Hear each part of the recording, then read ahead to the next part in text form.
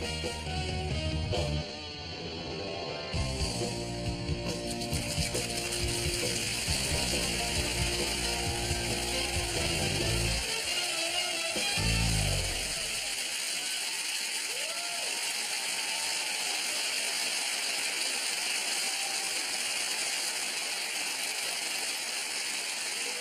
evening. Welcome to Have I Got News for You? I'm Jo Brand. In the news this week, at the European Parliament, as Theresa May explains the British government's position on trade tariffs and post-Brexit import restrictions, security struggles to cope.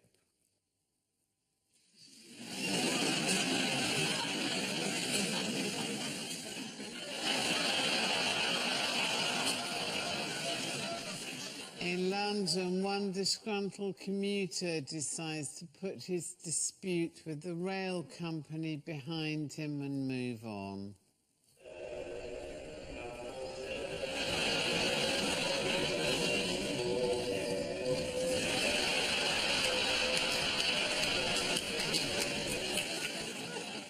And following viewers' complaints that EastEnders' two bleak scriptwriters come up with a new hobby for Phil Mitchell.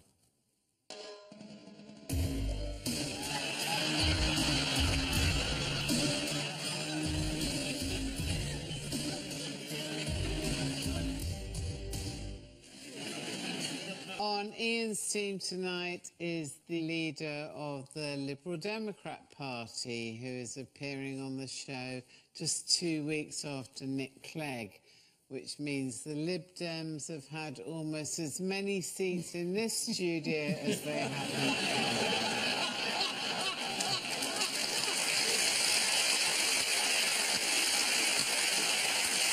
Please welcome Tim Farron.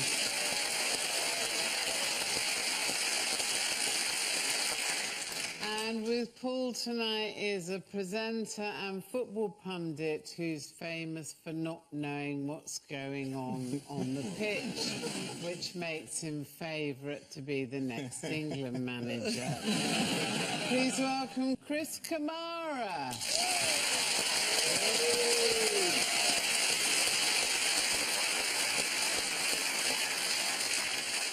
Are you likely to be the next England manager? No, I'm not likely to be the next England manager. OK, I'm just checking. I've got too many skeletons in my closet.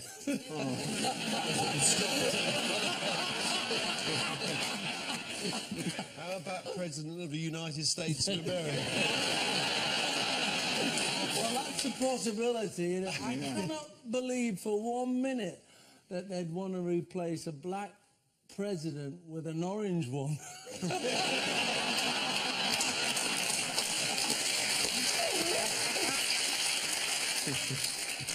And we start with the biggest stories of the week. Ian and Tim, take a look at this. Prime Minister, do you know what's going on? No. The slippery animal there. With the fish? Yeah. That's Davis and Fox. About the pound. Oh, the Fox. Chancellor takes on all comers. Yeah, fox hunting, maybe. This is Brexit, isn't it? And there's civil war breaking out in the Tory party. It's going to be messy. It is. I mean, it's going to be a party that it falls apart, driven by factions. It's just... How can anyone do that? We have none of that. Marvellous. Well, there's only 11 of you. Yeah, well... It's not quite that yet. Is it not? Obviously, after Whitney, we'll have gained 3 MPs, probably. In one seat? I think so. God, you're good. Yeah, we're really good. Well, this is indeed the news that Brexit still means Brexit, and we have to keep talking about it forever. Pretty much forever, yeah. What secret document from Boris's past was revealed this week? He has a column in the Telegraph, and he couldn't make his mind up, so he wrote 2.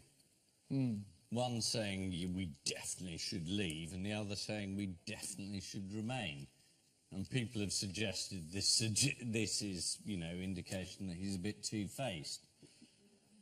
wasn't sure which way to jump, or is a bit of a hypocrite, or an opportunist, or you know. People are very, very rude about Boris. I think, you know, he's just on the make, really.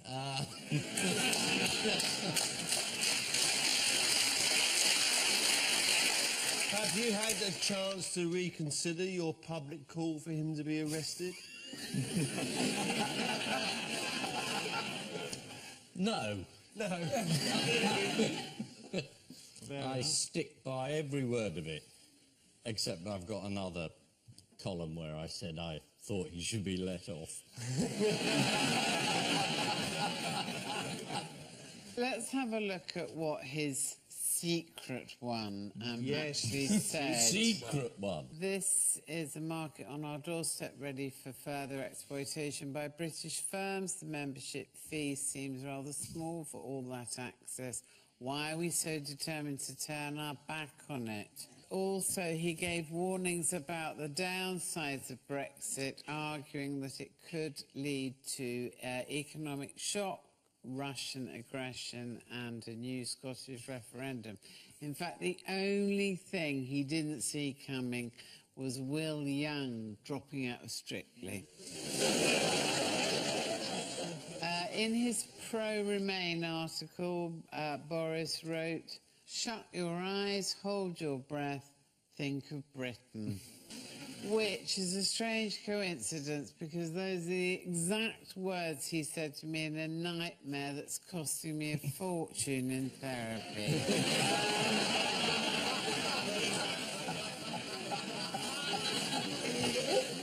Now, how did Boris Johnson wreak revenge on his old pal Michael Gove this week? No, didn't see it. Well, according to the Mail, Boris's father Stanley helped blackball Gove from joining the exclusive Beefsteak Gentlemen's Club as a revenge for destroying Boris's prime ministerial hopes. They're a tough bunch, those Tories, aren't they? Oh no, I can't join the beefsteak.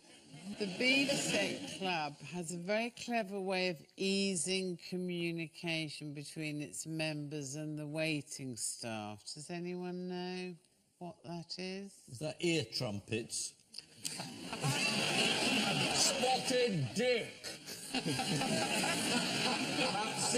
have to see the doctor. There's a bell underneath the table. Bling. Well, No, if only it was that prosaic. All the waiters are referred to as Charles, so members don't have to worry about remembering their name. Great. Is that also adopted by the royal family? Charlie Charles. If I was one of the Charleses, I'd probably just have one name for all the members, too. Does that begin with T? No, Chris, it begins with C. What did Elmar Brok, chairman of EU's Foreign Affairs Committee, have to say about our Brexit ministers? Do you know? He said that one of them was extremely good looking.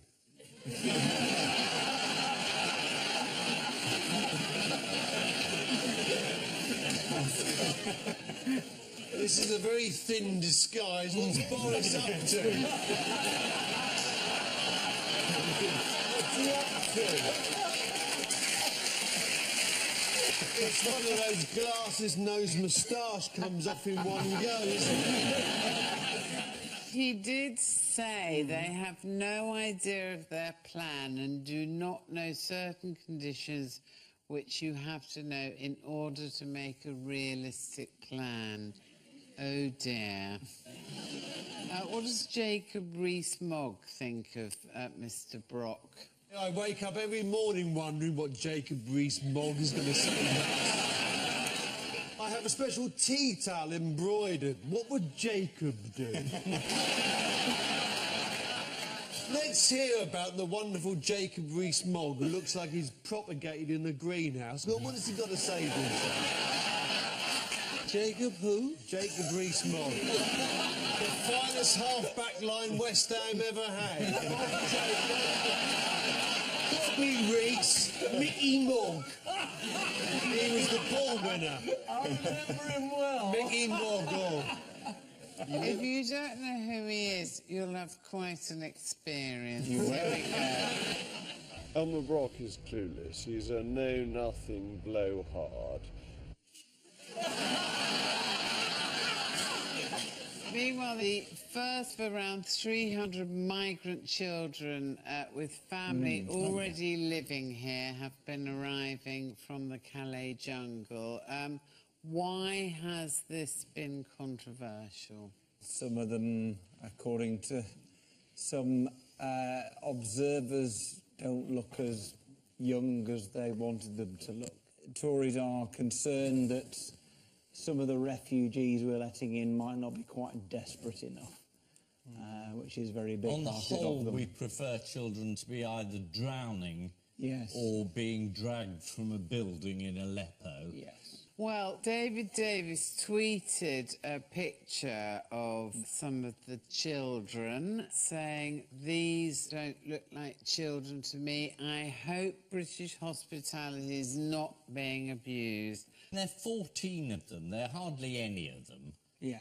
But people don't like the idea that there's lots and lots of young men, because they're the people who come. Because it's young men who get shipped this way. The families say, oh, we'll give you the money, you go there first. They're going to be young men. That's what they look like. Yeah. The Daily Mail are keen, would you believe, on checking the ages of these people. They've aged this man using a computer program as aged 38. According to Microsoft, the app the Mail used is a fun app that guesses how old you are using machine learning. So we've done it to you, Ian and Paul. Ian, 26. Yeah. What? Paul, 28.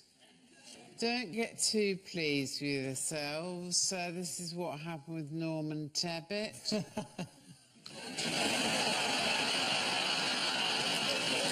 23. Yeah. Blimey. Obviously, it's quite tricky to distinguish adults from children, as the Mail themselves pointed out on page 13 of the same newspaper. Yeah. Cindy Crawford, 50, and her daughter, 15. Oh, but which is which? Moving on quickly. So, Theresa's in Brussels now as we record the programme. It's exciting, isn't it? Hoping for a smooth Brexit. Yes, we mustn't say hard or soft anymore. Smooth. It's like boiled smooth, eggs. I think it's gotta be smooth. And I had a smooth Brexit for breakfast this morning, which I made of my NutriBullet, and it was probably nice. So, what is she not allowed to talk about over And dinner? I can vouch for that. I was sat in the next Now, room to you. You as well? I was told to hide in the airing cupboard. She gets to tell the other leaders what her plans are, but they won't respond, as Donald Tusk has said there will be no pre-negotiations until Article 50 is triggered. You go way back, you and Theresa, We don't do, you? yeah. Once upon a time, we both had Rick Astley's haircut, and we stood for North West Durham in a very safe Labour seat. Well, let's in just 1992. have a little look at you in happier times. Here you are in a synth pop duo in the 80s. Yeah. See? Am I right or am I right? During that election, you were competing for the same seat. We were. And you both lost the Labour candidate, Hillary Armstrong. Who'd have thought back then that you two total losers could go on to such great things? Actually, Tim, you were in a band, weren't you? Yes. Tell us what's going on here. So, that is Robert on the right and David on the left, and we were utterly, utterly dreadful. Was that the name of the band? No, yeah. Should have been. Anyway, we were terrible, but we had a great time. There you go, which sort of sums up my life, really. Everything.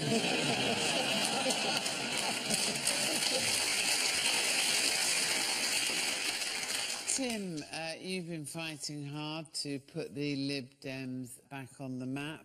Let's have a look at some footage from the Lib Dem party conference a few weeks back, just to see how well it's going. Went very well. Do you know which political party's having a conference here this week? I don't know. Have you any idea? Really? I didn't realise there was one. Is there? The TUC were here. I didn't sit here. Do you know which political party's got its conference going on here at the moment? Yeah, that one there. What do you think of them? What do I think of them? Who are they? It's going well. It's going well. Aww. Who's been using the referendum result to further her own aims this week? Go up the country to the top bit. Queen. No. Nicholas Sturgeon. Nicholas Sturgeon, that's right. What's she threatening? Another vote on Scottish independence, the second one in a generation. Well, Yeah. let's just have a look at how the BBC reported it. Yeah. We're going to be joined by Scottish First Minister Nicola Sturgeon. We'll talk to her about plans for a second referendum on independence. I'm sorry, we've very clearly run the wrong pictures of that particular sequence. My apologies there.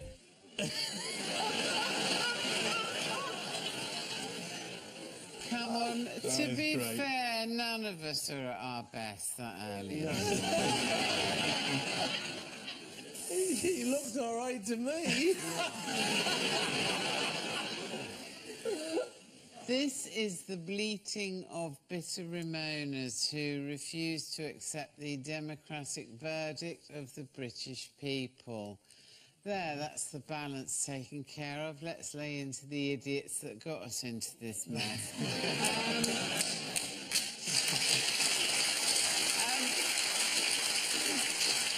If you clap, the complaints will just flood in.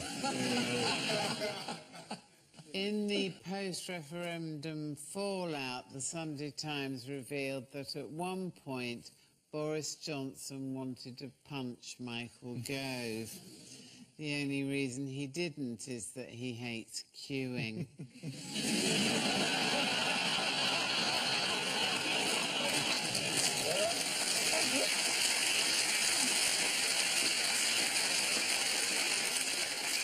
Many have questioned Boris Johnson's diplomatic skills and feel he should be replaced by someone who has a deeper cultural understanding of our European neighbours.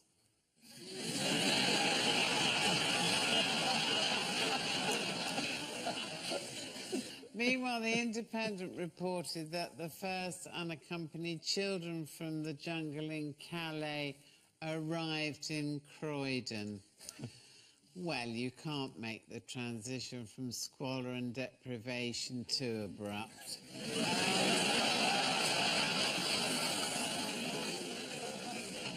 Paul and Chris, take a look at this. Oh, yeah, here we are. Yes, the magnificent idiot Trump. That's Bill with his wandering hands. This is... that's probably her emails. That's Julian Assange, who's become a burglar, not very successfully. So Donald Trump, American presidency, still keeps going. He's losing lots of votes now as it becomes more and more obvious what he's like. So that's basically it, isn't it? That's basically it, yeah. yes. The US election, as it struggles to an unedifying climax. Yes. I've experienced a few of those. Yes. Oh, Yeah. sorry to hear that. Yeah. Thanks, Paul. Were any of them your own, or were you... Yeah. The final debate was on Wednesday, and the whole electoral process was summed up by one American commentator. This is a very sad night for the country. You can't polish this turd. This is, I'm sorry. You cannot, technically you cannot polish any turd. Yeah.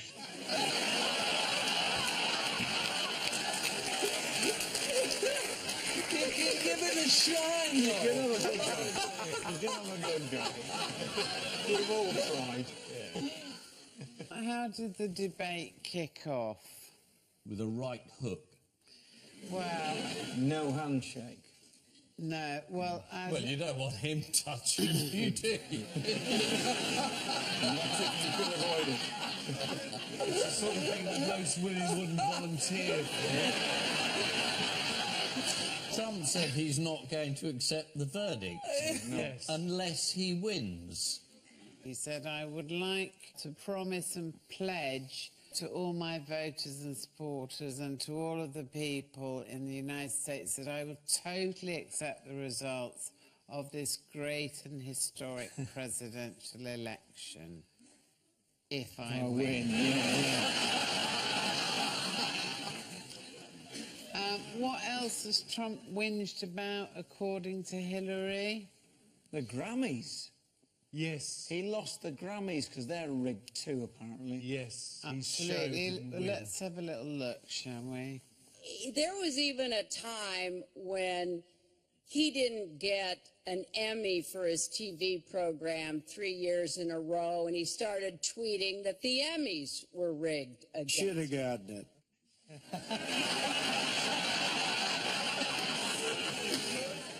Who did Trump invite to sit in the front row and make Hillary feel weird? Was it Putin? No. Barack's half-brother. Yes, indeed, that's right. He doesn't like his brother, the president. Do you know why? Sibling rivalry. Well, I suppose it kind of amounts to that. I mean, Malik Obama told ITV, Barack has this attitude like, ooh, I'm the president.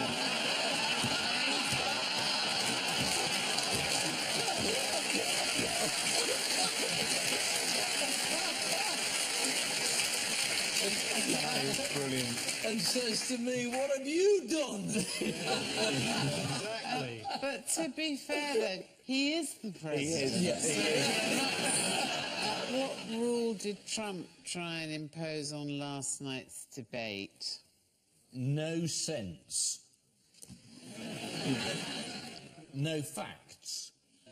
He thought Hillary was on some kind of performance-enhancing drug last time. Drugs test. So, yes, he tried to insist they both be drug tested. He'd have tested positive for spray mount.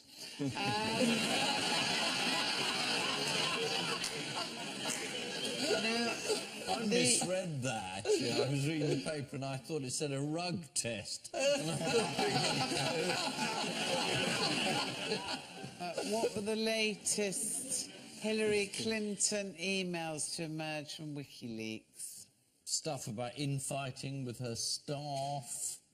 Well, Hillary's campaign chairman, John Podesta, called Hillary's Democratic rival turned supporter, Bernie Sanders, a doofus. I'm not sure I know what a doofus is. Is it Latin? Doofus. I'm sure Yes. it is. A doofus. Well, the plural's Is doofy. doofy. Yeah. Dooforum. Doofies.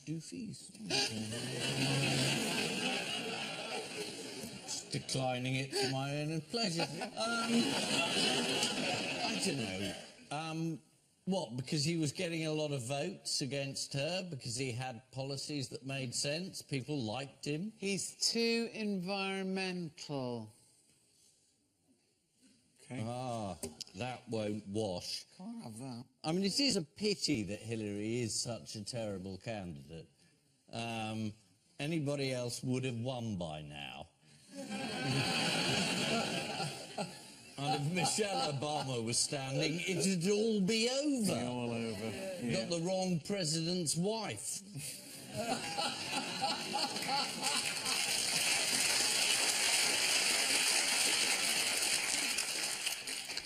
Obviously, a lot of liberals are upset that WikiLeaks and Julian Assange, whom they all admire, appears to be helping Donald Trump. How did Assange respond? Did he go and hide in the cupboard? Did he have a further asylum inside his own asylum? He said he was on nobody's side. He sent this message from the Ecuadorian embassy in London. It's like you're asking me, do I prefer cholera or gonorrhea? Any preference, guys? Not sure. Just lemon in mine, thanks. Do you know that in the 4 years since he's been hiding in the Ecuadorian embassy, Julian Assange has only seen direct sunlight for 20 minutes, leading to many letters from people in Manchester asking if they can stay with him.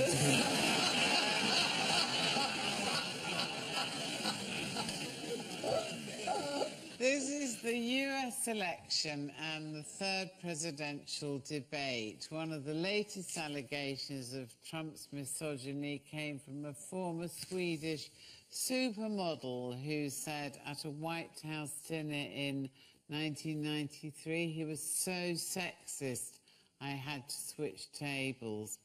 Unfortunately for her, she ended up next to Bill Clinton. It's been revealed that Hillary Clinton's code name used by her Secret Service protection team is Evergreen, whereas if someone attacks Donald Trump, his code name will be Nevermind. Comparing the work of their respective charities, Hillary Clinton declared that the Trump Foundation took money from other people and bought a 6-foot portrait of Donald. Apparently it's very realistic. The hands seem to follow you around the room.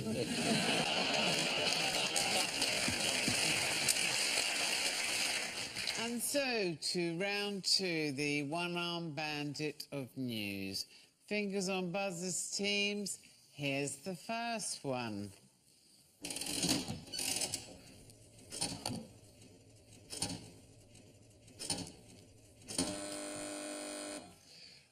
Now, this is the reconstruction of the Battle of Hastings in 1066. As you can see, the battlefield's changed somewhat over the years.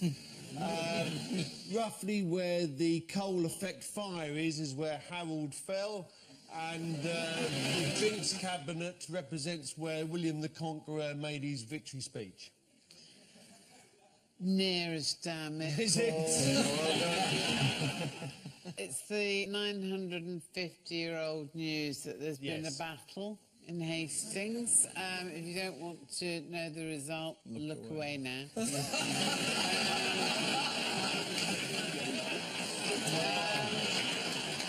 Who won? Who won the Battle of Hastings? It was a score draw. Ham. An away win at one point. Well, one Battle of Hastings fan built this wonderful castle out of balloons. And they even did a balloon herald. What else happened to commemorate the big day? Well, they had a reenactment, didn't they, in battle and There all are that sort of 1,000 history aficionados recreated at the battle in full costume twice. Here's one of them practicing at home. Yeah. That's how I opened the door on Halloween.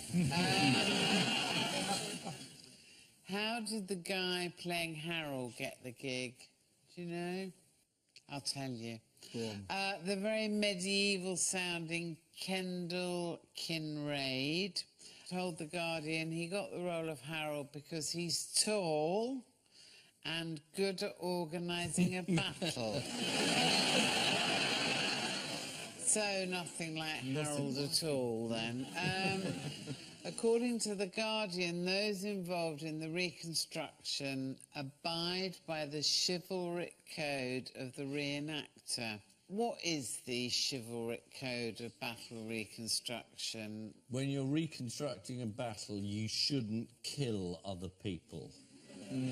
Because that really takes the fun out of the whole day. Well, it means anyone struck hard with a blunted sword or axe, roughly in the T-shirt or shorts area, accepts that they're dead and stays dead. I think I'd just lie down and close my eyes as soon as the whistle went, really. It's easy, isn't it? The Week magazine busted a few myths about the Battle of Hastings. Can anyone guess what they were? It didn't happen in Hastings. It wasn't a battle. Yep. Within 1066. No one called Harold involved. And the words of and the are under suspicion. But it wasn't actually in Hastings, was it? It was, in fact, in Battle. Yeah. No, they thought that's a good name for a place, because we're having a battle anyway. Exactly. Let's go there. The place is called Battle, let's go there. But then they thought if they called it the Battle of Battle, people would think they were silly. Yeah, you had a fight in a North Yorkshire town called Skirmish. Well, according to The Week, the Normans pretended to run away. Yeah. And then when all the Anglo-Saxons gave chase, they turned round and killed them all. It's a very old tactic. Yeah. Has that been the Lib Dems' tactic? Not until now. But it's important to learn. Yeah. As the local MP, Home Secretary Amber Rudd attended the reenactment, where she spent most of the day asking the Norman army how many foreigners they employed. Fingers on buzzers, teams. Here's the next one.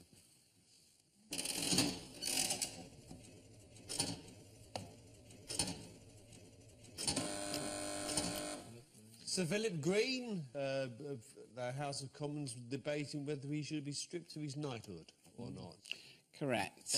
It's very unfortunate losing your knighthood in this country, because I looked into it when Fred Goodwin from the Royal Bank of Scotland lost his, and the people who've been stripped of their knighthood before these two are Mussolini, Ceausescu and Robert Mugabe. So they're in very distinguished company. What are they called when they lose their knighthood? Well, it's another title. Yes. You referred to it earlier. Is that that begin with a T? Philip Green had a two-pronged approach for dealing with the press when he was in Monaco. What was that? He never answered any questions. Well, here's tactic one, evading a photographer using his highly prized skills as a sneaky little hider. Brilliant.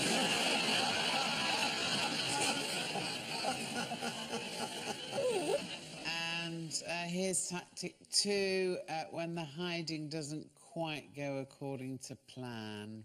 So, Philip, people want to know why you're on holiday when they think that you're supposed to be sorting out the pension deficit. Will you go away? Why won't you tell to Will people? you go away? I will go away. You can squirt with me water. Go away. Why won't you just answer a couple of questions? Go away. Have you got a message for Bit are you not understanding? Hang on, Go hang on, away. hang on, hang on.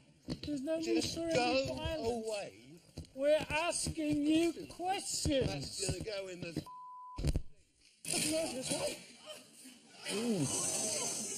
Oh, leave him alone, you monster. This is the vote to take away Sir Philip Green's knighthood. Philip Green's legal team includes Lord Panic, presumably from Sir Philip's favourite law firm, Panic, Squirm and Grovel. Fingers on Buzz's teams.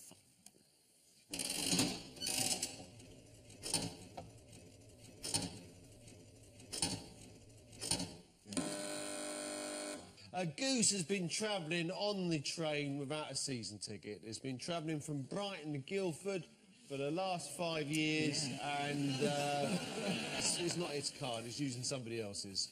Well, that's nearly right, but it's a duck on an aeroplane. Oh, it's a duck on an airplane. This is the news that Duck has been providing comfort to nervous flyers on a flight across America.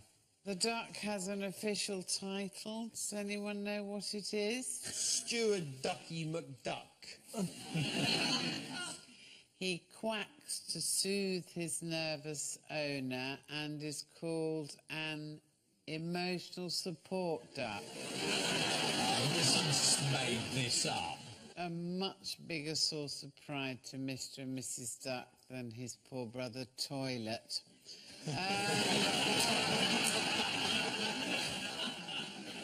Does anyone know what an emotional support duck actually wears?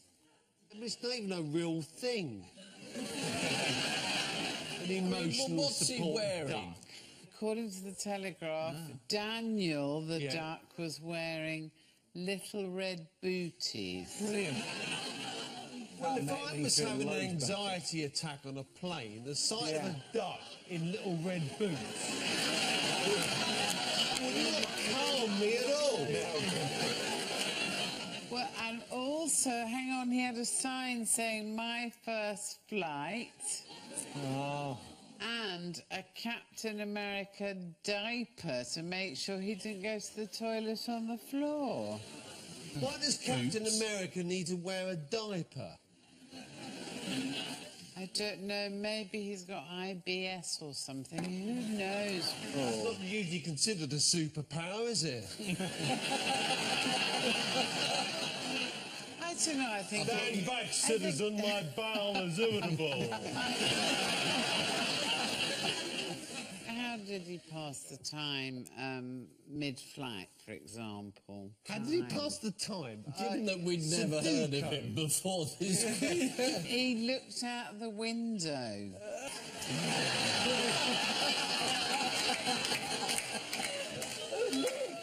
Having a gander. Thank you. Daniel also had a snack before boarding. I hesitate to ask you what you think he might have eaten, but go on. Quackers? Hey. According to one eyewitness, he had chicken fries from Burger King. I've no idea what chicken fries are, but I'm pretty sure ducks shouldn't be eating them. Should we move on to other animal news? Why not? Yes, Other animal news, yeah. yes. We know Kumbuka, the gorilla, escaped from London Zoo last Thursday. But what was the first thing he did with his freedom? Drank Ribena. Yeah. That's right. I thought he appeared on the telly as Nicholas Sturgeon. That's true. He drank 5 litres of undiluted What will his squash. teeth be like now? He'll never get in the country. Finally, what record has a Peterborough hen set this week? Most eggs. It laid the biggest ever egg. Here it is. Whoa! Do we look at a picture of the chicken that laid that egg? No, it's in intensive care. Time now for the odd one out round. Ian and Tim, your 4 are Liam Fox, Ken Clark, Sam Allardyce, and the ghost in Anthony Dunleavy's trousers. Is this to do with being caught on film? It is to do with that. So Liam Fox was caught calling business people fat and lazy. Ken Clark was caught calling Theresa May that bloody difficult woman. Sam Allardyce was caught all ends up. And the ghost wasn't. No. You're in the right area, but you just got the question wrong. Oh. Is Liam Fox the odd one out? That is the right answer. Yes. They've all been filmed without their knowledge, apart from Liam Fox, who didn't know his voice was being recorded when he called a British businessman fat and lazy. Now, Anthony Dunleavy claimed to film a ghost moving his trousers. According to the Mirror, Anthony had got home and had taken off his trousers, thrown them over the edge of the sofa, when the trouser leg began to move all of its own accord.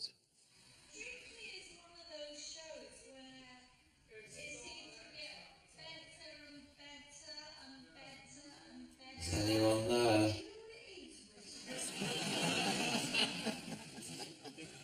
Is that it?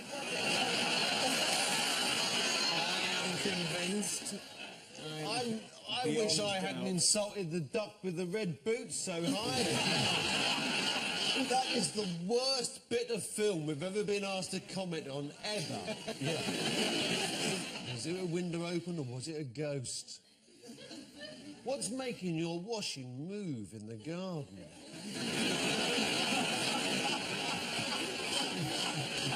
Is it Oliver Cromwell? In other news... Other news, yeah, there's a... Yeah, go on. A thief was caught on camera this week. How? He had the Roman blind down his back.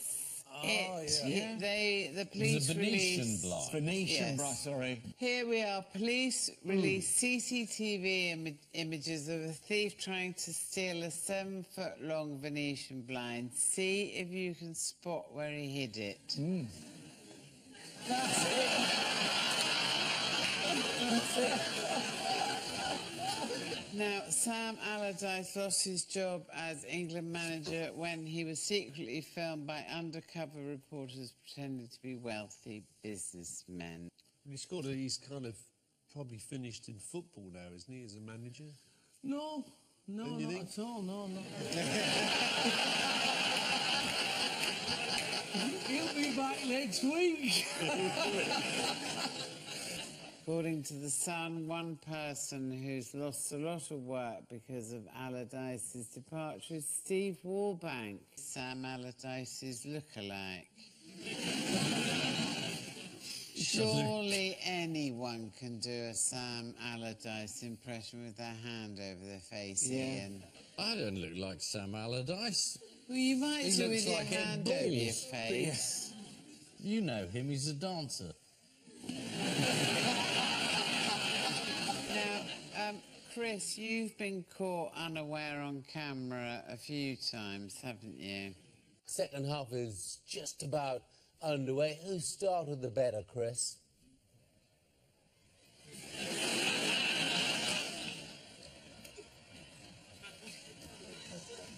Well, the second half is just underway down at Upton Park. West Ham 1, Southampton 1. Who started the better, Chris?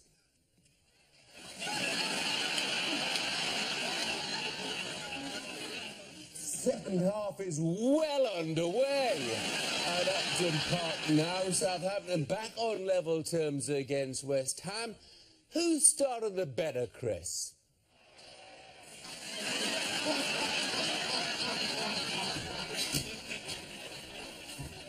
He has not got a Scooby-Doo. That's not fair. I couldn't hear him. I really should watch Sky. You should. Only 40 quid a month.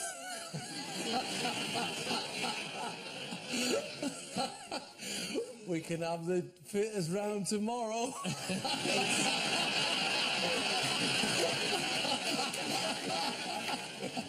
Would you actually come round and fix it I would. yourself? Yeah, yeah. I'm fitting two tomorrow so I can fit Ian in as well. Oh, I can't wait. Does Mr. Murdoch come with you? I don't know. I keep asking the question, but they say he's in the States somewhere. Perhaps he'd like to come round to my house and then I can answer the door with a sword. Like They've all been filmed without their knowledge, apart from Liam Fox, who didn't know he was being recorded when he called British businessmen fat and lazy. According to the Mirror, a man has claimed to have footage of a ghost when his trousers started to move of their own accord. When asked if he considered a medium, he replied, "No, I'm definitely an extra large." Ken Clark... That's why the story was in. Yes. Paul and Chris, here are yours. The actor Michael Caine, Keith Vaz, 12 Pizza Hut workers in Leicester, and Chris Kamara. Well, I think the 12 Pizza Hut workers in Leicester is probably the clue, because they would be celebrating their team winning the Premiership last year. Michael Caine, we know, that's not his real name. He was Maurice Micklewhite, I think, was his real name. Keith Vaz was telling people that his name was Jim or John, and he sold washing machines. So that seems to me pretty much, it's about people changing. Have you changed your name, Chris, at any point? I have indeed. Have you? Yes, I did, for the 2010 World Cup. Uh-huh. What My did you change? deed poll to Chris Cabana. Why? Why? What's Cabana? It's a Zulu warrior name in South Africa. Did you change your name by deed poll? I did, I think that all the other, Michael Caine, the Leicester bakers, pizza makers, and Chris changed their name by deed poll, and Keith Vaz clearly hasn't changed his name by deed poll, but he just tells people his name's John. Yeah. Correct. That's it. Yeah. Hey!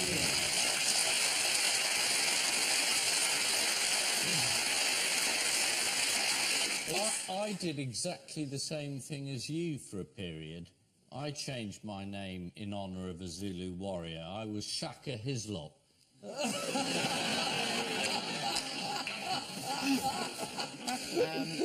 Chris, of course, you told us you changed your name to Cabana, was it? Yes.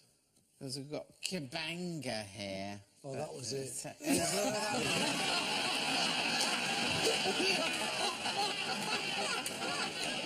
Hey, the things you do for money. Have you changed your name back, though? Do you have to change it again? I did it as soon as England got knocked out. That was it. Right, so you were only there for a couple of hours then. Do you know what Kabanga translated as? Zulu warrior? 10 Twat. grand from Texas. No, it was imagine. Apparently. Imagine. Oh. And can anyone guess what event led to 12 Pizza Hut workers to change their name? I think. Well, Leicester winning the Premiership. Yes. Absolutely. 12 members of staff at the chain changed their names by deed poll, including manager Charlotte Smith, who's taken the name of Leicester manager Claudio Ranieri. Michael Caine legally changed his name to match his stage name after being hassled at airport security. Who did he blame for the confusion? Do you know? He blamed it on ISIS and all that. It's the same reason one of his fellow actors no longer wants to be known as Alan Akbar.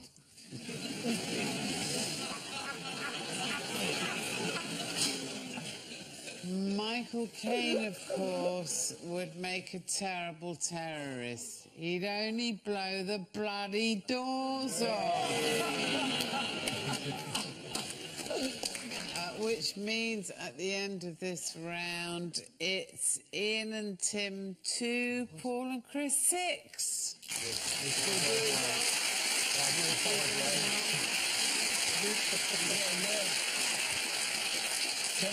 Can I just say that this coalition is a disaster?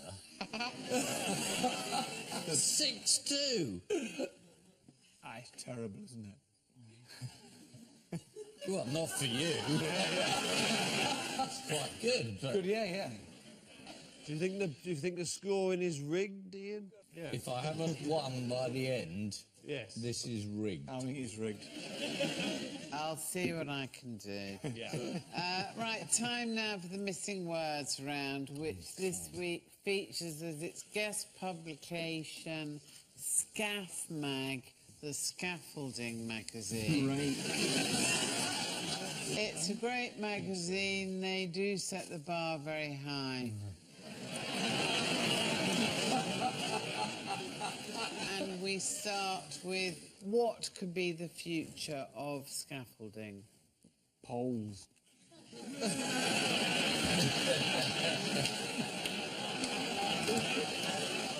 Using an impact wrench.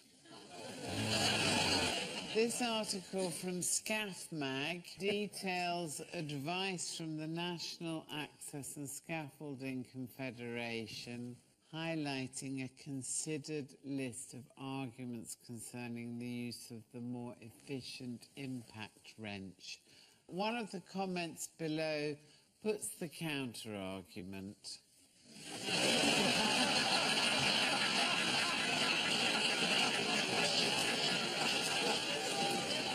Next, Waitrose what to stop attracting the wrong sort of people? Giving away free coffee.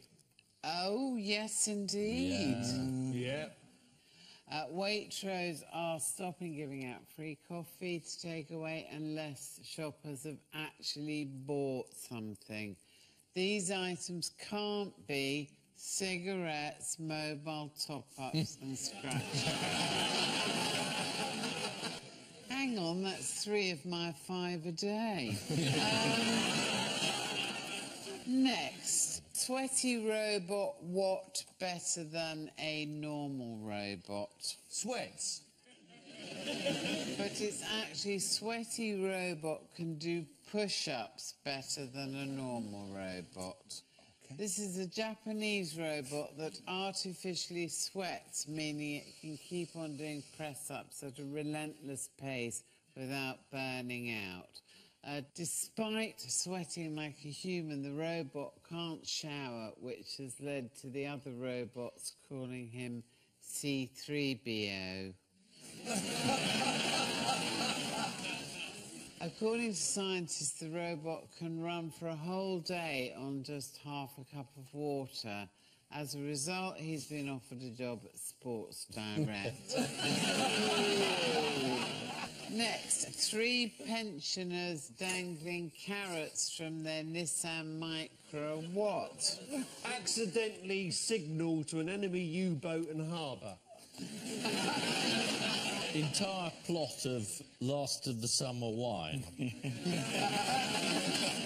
Pose no threat to the scaffolding industry. 3 pensioners dangling carrots on their Nissan Micra spark cow stampede on Minchinhampton Common. Of course. And lastly, forget drugs and money. Now rappers are rapping about what? The highly creditable Liberal Democrat result in Whitney. Now rappers are rapping about mustard. Rappers' obsession with mustard centres on the luxury brand Grey Poupon. The first time I had a Grey Poupon, I assumed it was a niche adult website. Of course, we've mainly brought up rapping just to share this.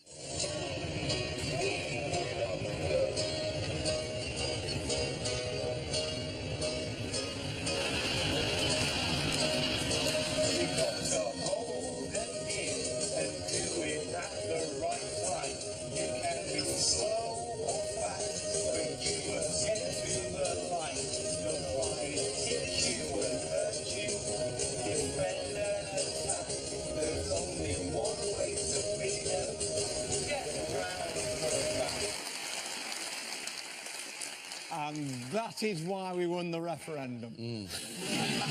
Ian's doing his Sam Allardyce impression, look. Sam Allardyce!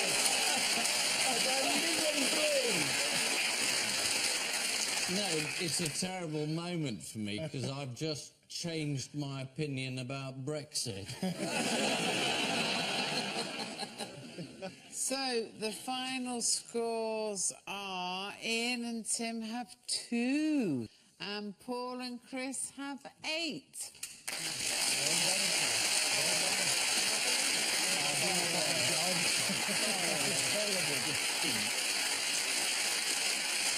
On which note we say thank you to our panellists Ian Hislop and Tim Farron, Paul Merton and Chris Kamara, and I leave you with news that arriving in Brussels for a mini break, one woman gets a nasty surprise as she tries to change her pounds into euros.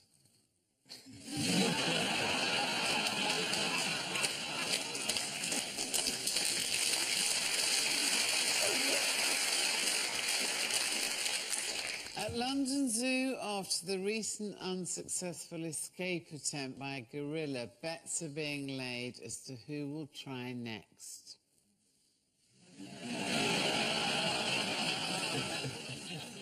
And as the Foreign Secretary arrives at Buckingham Palace to brief the Queen on international matters, he finds there's strangely no answer, no matter how many times he rings the doorbell.